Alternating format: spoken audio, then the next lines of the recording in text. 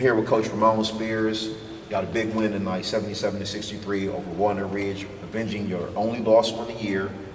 But I want to talk to you about what has been a long time, a rule that a lot of people don't necessarily agree with when it comes to the City League Championship. You're going to have a tie with Walnut Ridge for the City League South Division, but because you played in the City Championship last year, you're not going to get the opportunity to go back and repeat.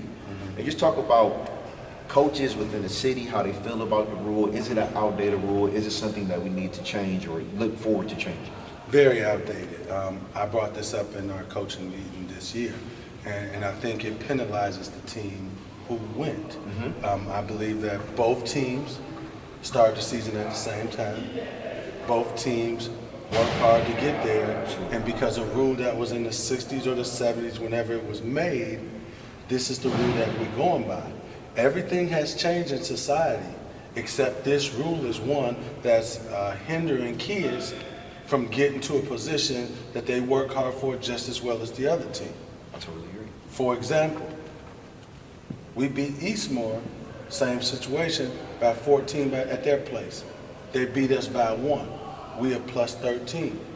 We go. Even though we are co-champions, it should not even be a co-champion now. It should be a one champion.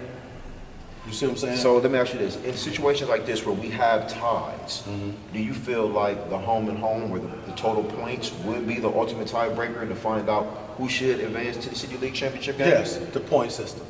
Tonight, same scenario. Yes. My guys got to watch Walnut Ridge play in the city championship. Yes. We beat Walnut Ridge by 11 today at home.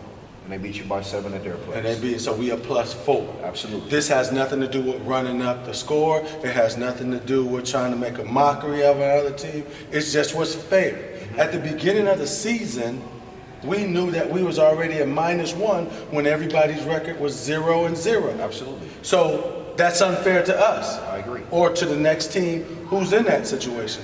The reason I think we're not addressing it because it benefits other teams who haven't been in a while. Like a Linden, for example, they got a big win tonight and they haven't been since 1992. And it'd be great for their program and their fan base.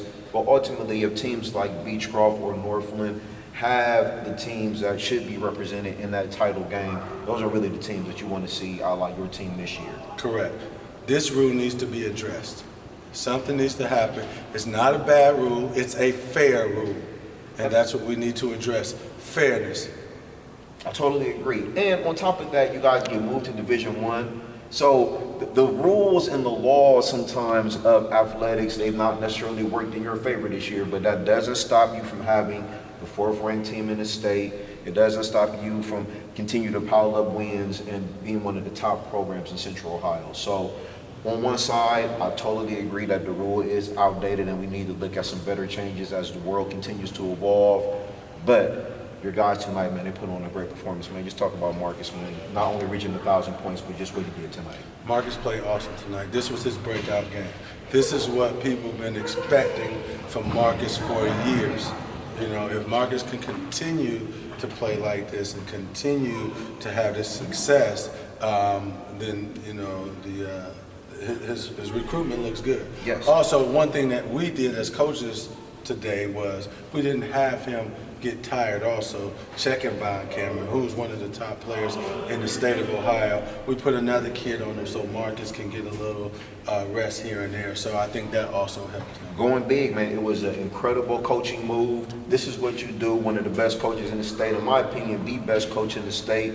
Not only what you do on the court, but what you do for these young men and the community outside of that.